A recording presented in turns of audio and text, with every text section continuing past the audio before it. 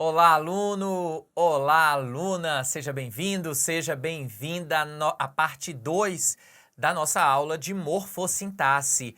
Na aula passada você já descobriu como fazer praticamente análise sintática de uma frase, né? Ficou emocionado. E aí também a gente falou sobre artigo, sobre vários elementos de artigo, vários aspectos importantes que caem muito em prova. Vamos continuar? Agora a gente vai falar do adjetivo. É uma terceira classe de palavra, uma classe de palavra que tem flexão, né? Ou seja, está dentro do grupo das palavras variáveis. Não vou falar tudo de adjetivo, eu pincelei alguns aspectos, os aspectos mais importantes sobre adjetivo, tá? Primeira coisa que eu queria conversar com vocês, olha o que eu coloquei. Relação do substantivo com o adjetivo. Tem assim: um caboclo velho comprou todas as fazendas da região. E um velho caboclo comprou todas as fazendas da região. O que acontece aqui com essas duas frases? Na primeira frase, na frase 1, um caboclo velho comprou todas as fazendas, caboclo é o meu substantivo. Ao passo que velho é a palavrinha que está qualificando esse substantivo. Então, velho aqui é o meu adjetivo. Tudo bem? Na frase 2, um velho caboclo comprou todas as fazendas da região. Velho agora é o quê? Substantivo. E caboclo agora é o quê? Adjetivo. Então, de acordo com essas palavras, de acordo com a posição dessas palavras, eu tenho uma mudança morfológica, né? Eu tenho uma mudança morfológica e, claro, mudança também de referente, de sentido, tudo bem? Olha esse outro par aqui de frase que eu coloquei para vocês. Um grande homem e um homem grande. O que acontece quando eu tenho isso aqui? Um grande homem. Grande aqui é adjetivo. Grande aqui também é adjetivo. Mas veja que esse adjetivo, quando está anteposto ou posposto, muda o sentido desse substantivo. Quando eu tenho aqui um grande homem, aqui é uma característica subjetiva. Ou seja, eu estou falando aqui que é um homem inteligente, um homem esperto, um homem importante. Agora, quando eu falo que um homem grande, aqui agora essa característica é uma característica objetiva. Eu tenho, portanto, aqui uma característica física, um homem alto. Tudo bem? Então, de acordo com a posição que o adjetivo está na frase, eu tenho também uma mudança de sentido. Tanto aqui uma característica subjetiva e aqui uma característica objetiva. E isso se difere um pouco do primeiro par de frases que eu trouxe para vocês, porque aqui esses dois elementos podem desempenhar a função de substantivo ou de adjetivo, diferentemente aqui dessa frase, desse segundo par. Aqui, só homem pode ser substantivo e só grande pode ser adjetivo, tá bom? Mas mesmo assim, como houve essa inversão, eu tenho uma mudança de sentido. Olha aqui o item. O texto é um pouquinho mais extenso, e aí então a gente primeiro vai ver o texto, eu vou ler com vocês o texto, e depois a gente faz o item, tá? Olha aqui. Era uma bela manhã de agosto. Havia 3 dias que meu processo tinha começado, 3 dias que meu nome e meu crime congregavam a cada manhã uma multidão de espectadores que se lançavam nos bancos da sala de audiência como corvos em torno de um cadáver, 3 dias em que toda essa fantasmagoria de juízes, testemunhas, advogados, procuradores do rei, passava e repassava na minha frente, ora grotesca, ora sanguinolenta, sempre sombria e fatal. Nas 2 primeiras noites de inquietação e de terror, não consegui dormir. Na terceira, adormeci de enfado e cansaço. Levaram-me de volta à palha do meu calabouço e eu caí imediatamente num sono profundo, num sono de esquecimento. Eram as primeiras horas de descanso depois de vários dias. Estava no mais profundo desse sono quando vieram me acordar. Tudo bem? Aí olha o que o examinador afirmou. A posição do adjetivo em relação ao substantivo em profundo sono, está associado a diferentes interpretações, como ocorre como grande homem, aliás, homem grande e grande homem. Vamos voltar aqui ao texto rapidinho.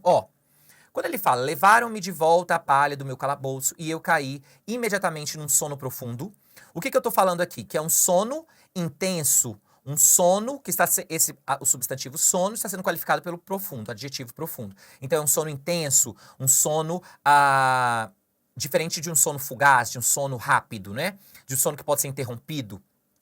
Depois estava no mais profundo desse profundo sono. Mais uma vez, aqui ele está falando do mesmo sono, inclusive, né? Do mesmo sono. É o mesmo, olha aqui o desse. É o mesmo sono. Então, desse sono profundo ou desse profundo sono. O que eu tenho aqui? Desse sono intenso, desse sono diferente de fugaz, esse sono que não pode ser interrompido. Então, é o mesmo sono. Se é o mesmo sono, não tem interpretações diferentes. Não tem interpretações diferentes. Quando eu falo homem grande e grande homem, assim. Aí são elementos diferentes. Homem grande e grande homem. Homem grande é o homem de a estatura alta. E grande homem é o homem que é importante, o homem que é inteligente, enfim. Depende da acepção do grande, né? Então, diferentemente do que ele afirma, olha aqui, diferentemente do que o examinador afirma, eles não têm a mesma relação de ideias. Sono profundo, então, é o profundo sono. Agora, é diferente de quando eu tenho homem grande e grande homem, tá bom? Muito bem, sigamos. Uma coisa importante, meu filho, ó, outra coisa que eu quero que você tatue aí na sua vida, no seu coração, tatua aí, ó, que é a função sintática do adjetivo. Vamos aqui na tela, ó. O senador tranquilo discursava a nação e o senador tranquilo discursava a nação. Então, olha aqui, a gente já tinha visto que o adjetivo, ele pode desempenhar a função sintática de adjunto adnominal. Você já sabe disso. Assim como você também já sabe... vamos combinar uma coisa agora? Quando eu falar adjunto adnominal, muitas vezes eu vou colocar a, tá? Então, quando eu falar adjunto adnominal, saiba que eu posso estar falando também a. Porque aí a gente facilita. Então, quando eu tenho um adjetivo, ele pode desempenhar a função de adjunto adnominal. Assim como o artigo também desempenha a função de adjunto adnominal. Tudo bem? Outra função sintática que o adjetivo ele pode desempenhar é a função de predicativo. Predicativo, tá bom? Então, olha aqui, ó. O que eu quero que você saiba já agora que artigo, adjunto adnominal. Tudo bem? Adjetivo, adjunto adnominal ou predicativo. Bota isso aí na cabeça, meu filho. A gente vai falar isso 37 vezes, mas eu quero que você desde já saiba disso. Por quê? Isso já te ajuda, quando você categoriza esses elementos, já te ajuda em vários outros aspectos. Se você olhar uma frase lá no seu texto e ele te perguntar se aquele adjetivo é adjunto adverbial, ou é complemento nominal, ou é sei lá o quê, você sabe que é errado, que não pode ser. Porque adjetivo só pode desempenhar duas funções sintáticas. Adjunto adnominal ou predicativo. Tá bom? Vamos aqui na tela, ó. O senador tranquilo discursava a nação e o senador tranquilo discursava a nação. Nos dois casos, eu tenho dois adjetivos que se referem a substantivo. Tudo bem? Só que vejam, um está entre vírgulas e o outro não. Então, nessa primeira frase aqui, só apagar aqui para... Nessa primeira frase, tranquilo é uma característica do senador. Então é como se fosse, eu não estou falando do senador alto, não estou falando do senador bravo, não estou falando do senador feio, não estou falando do senador bonito. Eu estou falando do senador tranquilo. Então aqui é uma característica do senador. Então aqui é um adjunto adnominal. Porque quando eu tenho um adjetivo que desempenha a função de adjunto adnominal, é uma característica fixa, inerente a ele. Uma característica inerente a ele. Ao passo que quando eu tenho um predicativo, é uma característica em que há um juízo de valor. Eu, então, atribuo um juízo de valor por meio dessa qualificação, desse adjetivo. Então, o adjunto adnominal, uma ideia fixa, inerente. Ao passo que o predicativo é um juízo de valor. Então, olha aqui, ó, vamos voltar para a frase. O senador tranquilo discursava a nação. Eu quero dizer o quê? O senador que é tranquilo, que é uma característica dele, não é o senador alto, baixo, gordo, magro, é o senador tranquilo, é uma característica dele. Agora, nesta frase aqui, o senador tranquilo discursava a nação, eu quero dizer que naquele instante eu olhei para ele e atribuí o juízo de valor de ser tranquilo. Então, aqui agora eu tenho um predicativo. Opa! Eu tenho um predicativo. Então, na primeira frase, o senador tranquilo discursava a nação é um adjunto adnominal, uma característica do senador, ao passo que aqui o senador tranquilo discursava é um predicativo. Por quê? Porque é uma característica que eu atribuo a ele. Ele está, neste momento, tranquilo. Tudo bem? Aí, olha aqui. Então, primeira coisa que eu quero que você saiba, faça essa distinção aí entre o adjunto adnominal e o predicativo, tá bom?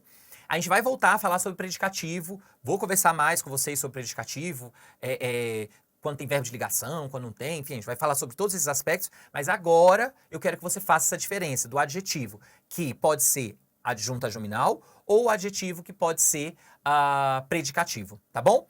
Uma outra informação importantíssima para você gravar aí. Eu não posso separar com vírgula nunca o meu adjunto adnominal do meu referente. Então, eu não posso nunca colocar o vírgula mercado. O vírgula mercado. Por que eu não posso colocar isso? Porque o é adjunto adnominal, mercado é o referente. Tudo bem? Então, nesta frase aqui, ó, o senador tranquilo discursava, eu já sabia que tranquilo não poderia ser adjetivo. Perdão, não poderia ser adjunto adnominal, porque tá com vírgula. Tá bom? Tudo bem? Vamos avançar. Olha aqui. A função sintática, agora a gente sai de adjetivo e vai para o pronome, ok? Função sintática do pronome. Pronome adjetivo e eu tenho o pronome substantivo. O pronome adjetivo você já sabe qual é a função sintática dele, né? Qual é a função sintática do pronome? Lembre aí, meu filho, que a gente já falou bem lá no início. Qual é a função sintática do pronome adjetivo? Adjunto adnominal. Tudo bem? Tá lembrado quando que eu tenho um pronome adjetivo? Quando ele acompanha o substantivo. Olha aqui nesse exemplo. Estas questões são fáceis. Estas é o quê? O pronome que acompanha o substantivo. Então, estas desempenham a função sintática de quê? De adjunto adnominal. Tudo bem? Porque é pronome adjetivo. Questões, só para a gente ver se você prestou atenção lá no início da aula. Questões é substantivo, né? Então, se é substantivo, qual é a função sintática? Núcleo de termo. Olha que crocância, olha que delícia, você sabendo tudo. Pronome substantivo. Qual é? Ó, o ministro faltou à sessão. Ele estava doente. O ele é o pronome que está substituindo o substantivo ministro. Então, ao passo que o pronome adjetivo acompanha o substantivo, o pronome substantivo substitui. Substitui, isso, substitui. Nossa, mas tá feio, né? Escrevi feio, peraí. Substitui. Pronto. Opa! Então, ele substitui o substantivo. Ele substituiu o ministro. Tudo bem? Então, aqui... e qual vai ser a função sintática do pronome substantivo? Núcleo de termo. Ó, que delícia. Olha que crocância. Vamos, então, avançar? Então, você já sabe qual é a função sintática, tanto do pronome substantivo quanto do pronome adjetivo, tá? Vou te mostrar agora uma tabela massa, meu filho. Olha aqui essa tabelinha que eu trouxe, uma tabelinha completa de umas coisinhas que eu quero que você saiba desde já. Umas coisinhas boas. Olha aqui, meu filho. Primeira coisa, meu filho e minha filha. Ó, pronomes pessoais do caso reto. Eu, tu, ele, nós, vós, eles, elas. Lembrou lá do seu primário, né?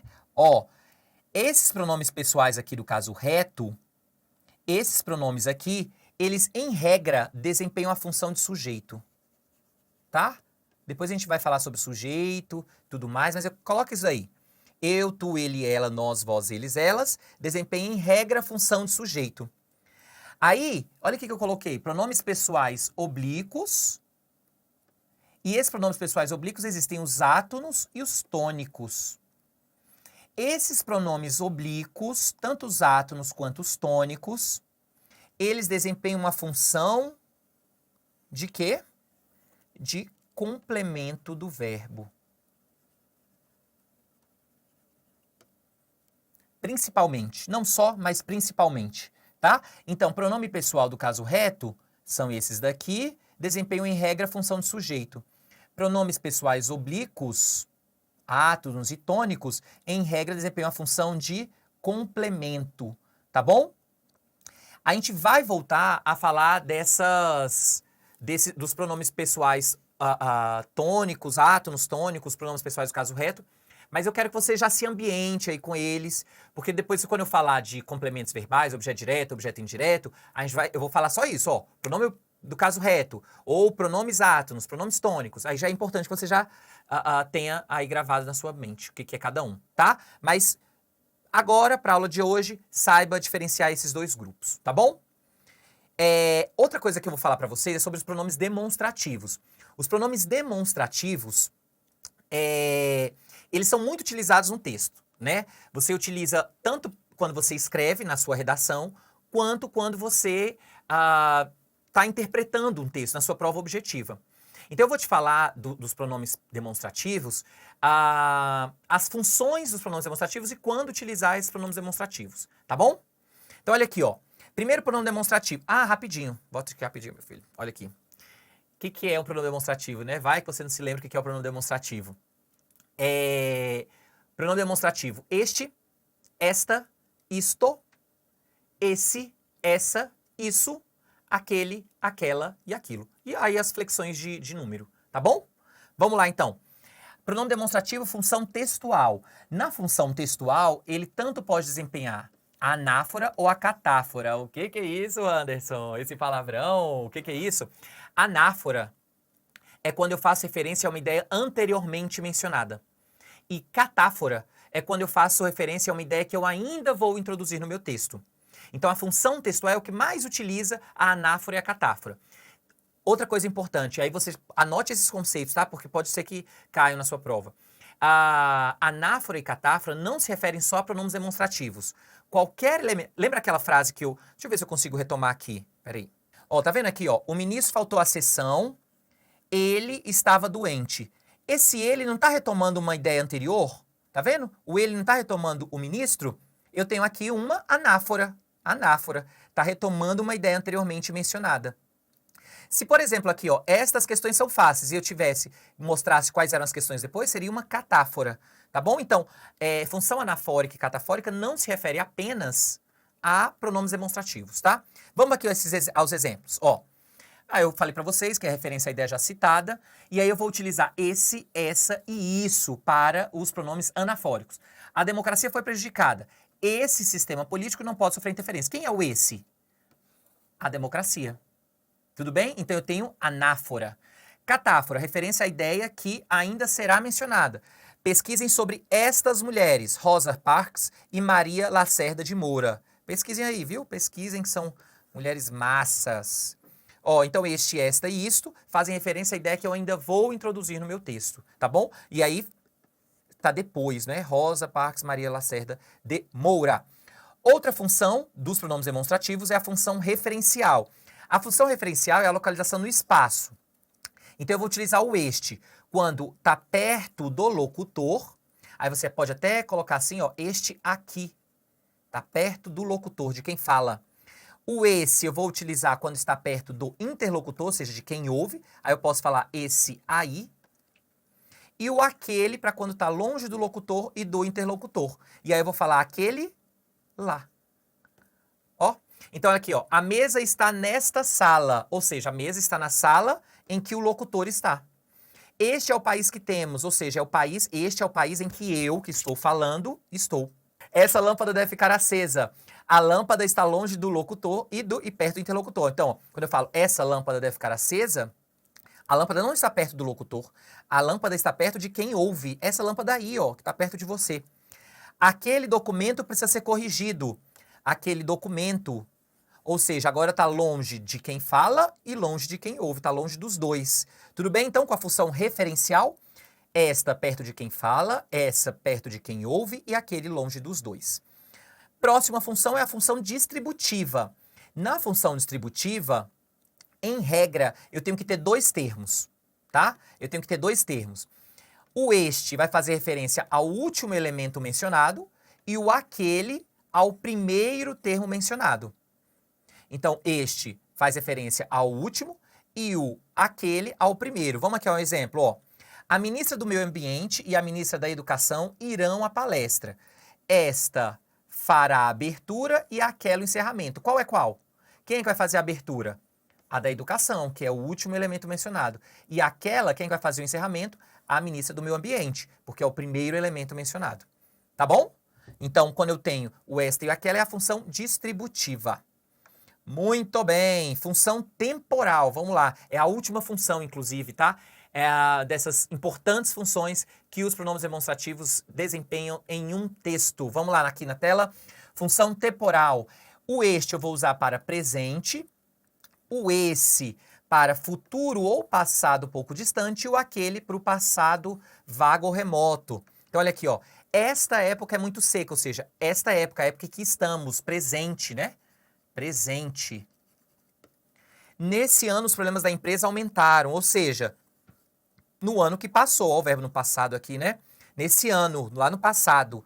Nesse ano que virá, a expectativa de que a sua situação econômica melhore. Vai melhorar, né, meu filho? Você vai passar no concurso, vai ficar boa aqui só. Ó, então, nesse ano que virá, há expectativas de que a situação econômica melhore. Aqui é no futuro, né? Aqui no passado, aqui no futuro. E naquele tempo, a Constituição não era respeitada. Naquele tempo, lá atrás. Hoje, tudo que está na Constituição é respeitado. Graças a Deus, né? Então, naquele tempo, a Constituição não era respeitada. Naquele tempo, lá atrás. Tudo bem? Que é o passado remoto, vago. Vamos aqui para a afirmativa de prova? Vamos ver como é que isso cai na prova? Ó, tá assim. Tá na linha 15. Então vamos ler aqui tudo. Ó. Novos fenômenos estranhos, inesperados e imprevisíveis irão sempre desafiar nossa imaginação. Assim como nossos antepassados, estaremos sempre buscando compreender o novo. E a cada passo dessa busca sem fim, compreenderemos um pouco mais sobre nós mesmos e sobre o mundo à nossa volta. Em graus diferentes, todos fazemos parte dessa aventura, todos podemos compartilhar o êxtase que surge a cada nova descoberta, se não por intermédio das nossas próprias, e aí o texto segue. As expressões dessa busca sem fim, ó, dessa busca sem fim, me diga que não olha no seu caderno, me diga, dessa é um pronome o quê? Anafórico ou catafórico? Hã? Anafórico, né? Anafórico. Tudo bem? Pronome anafórico, tá fazendo referência a uma ideia já mencionada, ó, parte dessa aventura, uma aventura que já foi dita, também o que? Anafórico. Tudo bem? Então, retomam dessa busca sem fim e dessa aventura, retomam por coesão o mesmo referente, compreender o novo. Então, olha aqui, ó, assim como nós antepassados, estaremos sempre buscando compreender o novo. E a cada passo dessa busca sem fim, qual busca? Compreender o novo. Em graus diferentes, todos fazemos parte dessa aventura. Qual aventura? Compreender o novo. Tudo bem? Ou seja, o item é correto. Ok? Então, eu uso elementos anafóricos para fazer referência a uma ideia anteriormente mencionada. E aí, assim, a gente termina a segunda parte de morfossintaxe. A gente tem mais uma parte de morfossintaxe, que é a parte de verbos. Até já!